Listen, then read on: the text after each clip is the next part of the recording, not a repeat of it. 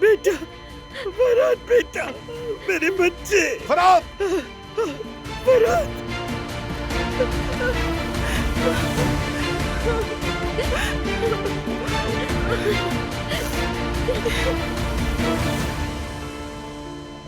जल्दी ऑन करो नर्स।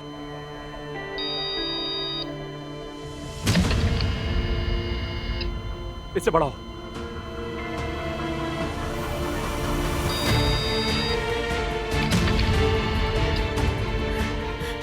अल्लाह तू हमारी मदद फरमा दे, मेरे बच्चे को बचा ले मेरे रब।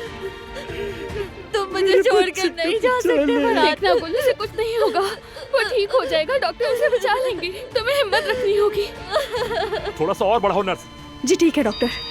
ये आखिरी कोशिश है, अगर अभी पल्स वापस ना आई तो कुछ नहीं कर सकते।